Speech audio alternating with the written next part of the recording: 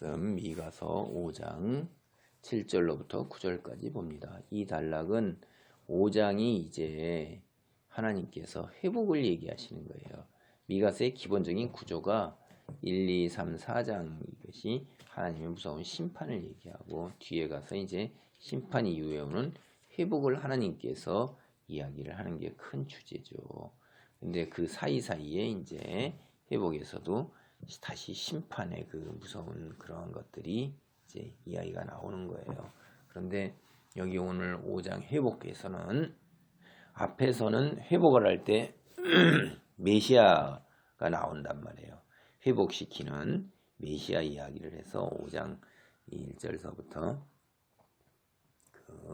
우리가 여기 6절 여기까지는 굉장히 이제 유명한 그 이야기란 말이에요.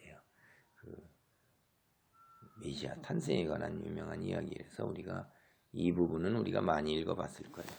그리고 이제 이 단락에서 5장 7절로부터 9절 단락이 이제 남은 자예요. 남은 자.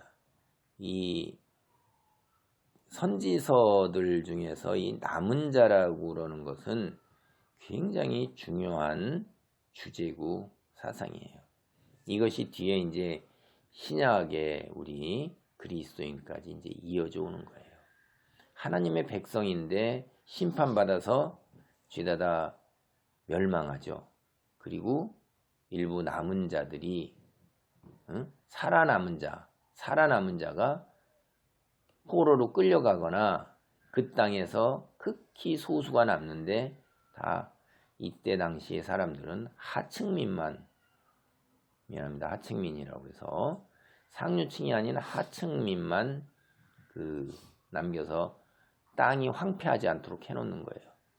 뭐가 있어요 도대체? 아무것도 없는 거죠. 대부분 다 죽거나 포로로 끌려가는데 빈몸으로 끌려가서 노예로 끌려가는 거예요.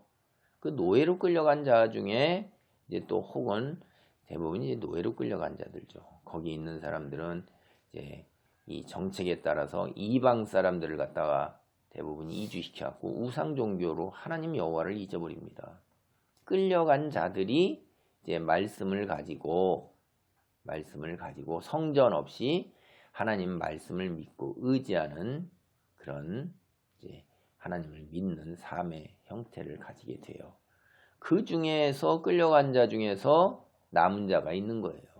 남은 자라고 그래갖고 이 하나님이 보호하셔가지고선 크게 세상에서 형통하고 평안하냐? 그렇지 않습니다. 고난과 순환과 고통 속에서 괴로움과 멸시 속에서 이 신앙을 지켜가는 것이지 하나님이 산성과 요새로 갑옷 입고 등치고 진치셔서 세상의 세력 여기서 세상의 세력들 얘기하는 거 아시리아 같은 거 나오잖아요. 아시리아 여기 성경은 아수르라고 나오죠. 바벨론 이런 데서부터 다 보호하셨어요? 아니에요. 다 짓밟힌 거예요. 그냥 남은 자라 할지라도 세상에서의 그 죄값을 하나님을 대항한 세상 죄값을 감당하고 짊어지고 가야 되는 거예요. 죽는 자들이 오히려 더 편할지도 몰라요. 남은 자들이 살아남은 것이 고통이고 힘든 여정인 것입니다. 그러나 거기에 소망이 있다고 그러는 거예요. 그러니까 소망을 갖고 그 고통과 환난과 시련과 아픔을 견디어 나가라고 하는 얘기예요. 남은 자들은 그거를 위해서 선택된 거예요. 죽은 자들이 오히려 그런 것들이 없이 편안할 수도 있어요. 어떤 관점에서 보면.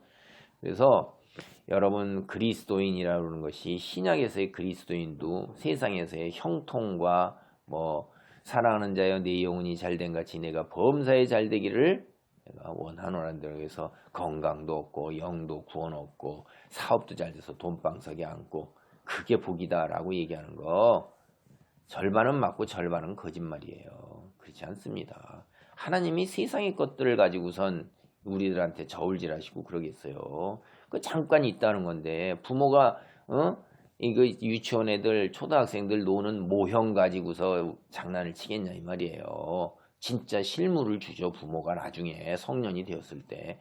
근데 그때까지 기다리는 게 굉장히 어렵잖아요. 우리도 이 땅에서의 삶이 이게 거쳐가는 과정이라는 거죠. 그래서 네가 겪어야 되는 거예요. 그리스도인들도 예수님이 누구든지 각자 자기 십자가를 지고 나를 좇지 않으면 내 제자가 될 수 없느니라 이렇게 말씀하셨어요. 사도 바울이 얼마나 큰 고통 속에서 그리스도를 믿는 사람들이 얼마나 큰 어려움 속에서 살아왔는가를 생각해 보세요. 그리고 지금 당장도 그래요. 내가 예수님의 삶으로서 빛과 소금의 역할을 감당하려면 세상에서 손해보고 사는 건 기본이에요. 이건. 근데 그거 안 보고 세상 사람하고 똑같이 경쟁하려고 들면 세상에 구별된 삶으로 빛으로 못 산다 이 말이에요. 그게 어려운 거예요. 오늘 7절입니다. 야곱의 남은 자는 많은 백성 가운데 있으리니 그들은 여호와께로부터 내리는 이슬 같고 풀이에 내리는 단비 같아서 사람을 기다리지 아니하며 인생을 기다리지 아니할 것이며 야곱의 남은 자 이스라엘의 남은 자는 많은 백성 가운데 있다고 그랬어요.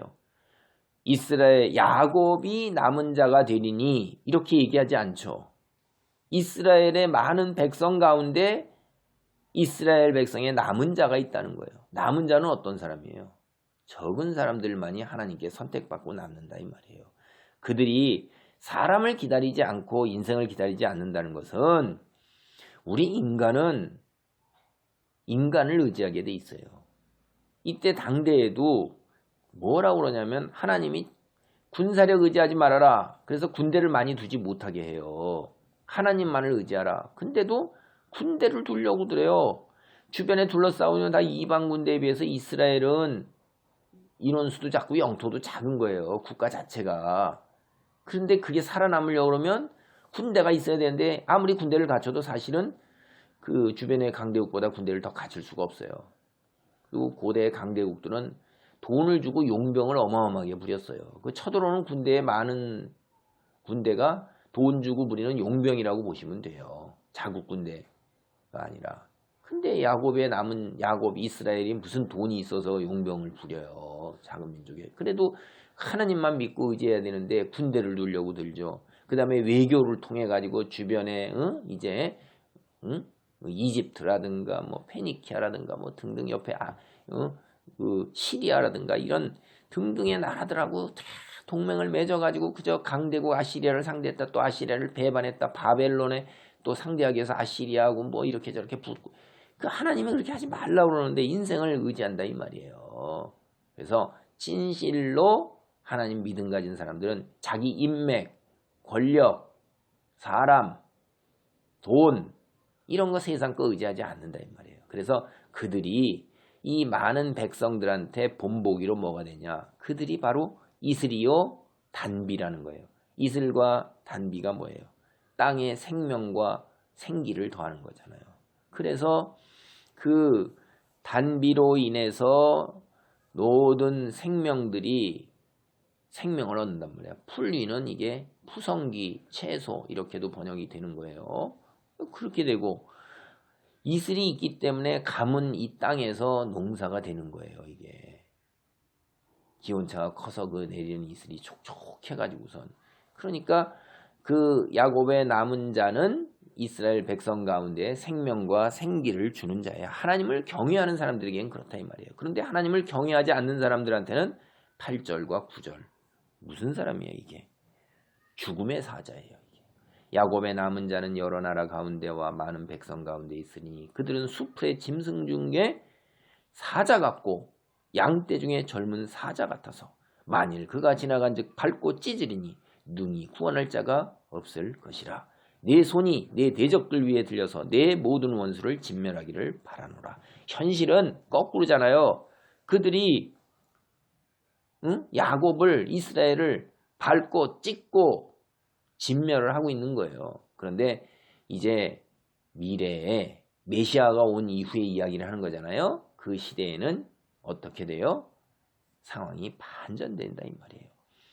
이 당대 고대의 문헌들을 보면 아시리아나 이집트나 뭐 이런데 산헤립 같은 이런 사람들 왕들이 다 자기가 사자, 라이언으로 묘사하고 그 당대에 이해했던 그런 거를 끌어다가 여기서 오히려 처지가 반전된다. 그래서 이제 하나님을 경외하지 않는 자, 대적하는 자들에게 이스라엘의 남은 자 선택된 자들이 사자 같고 그들이 심판자의 위치에 온 세상 민족이 그들 손에 있다 하는 이야기를 하면서 현재 어렵고 곧 닥쳐올 심판과 환난 속에서 미래에 대한 소망을 확실하게 지식을 가져라. 그리고 믿음에 흔들리지 말아라는 거예요.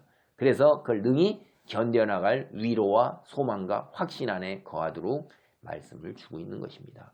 우리는 어떠한가? 우리의 처지를 한번 살펴보면서 그리스도인으로서 바른 믿음을 갖기를 바랍니다. 믿는 그리스도인이라 해서 세상의 모든 것이 형통하냐?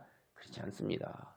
우리 민족 전체가 부패했고 하나님의 정의와 공의가 흐르지 않으며 거짓과 속임수와 물질에 대한 탐욕이 가득 찼을 때 거기에 대한 하나님의 심판이 있을 것이고 그 속에서 선택된 자 그리스도인으로서 빛을 발하도록 소명을 받은 자들 역시 그 안에서 고통과 어려움을 겪고 순환을 겪지만은 그들로 인해서 믿는 자들이 위로받고 생명을 받고 믿지 않는 자들은 그들을 힘들게 했던 것처럼 거꾸로 반전이 일어나서 믿는 자들이 심판자가 된다는 것이 미래에 대한 이 하나님의 주시는 소망이라는 걸 오늘도 역시 확실하게 붙들고 믿음 가운데 거하라 하는 것입니다.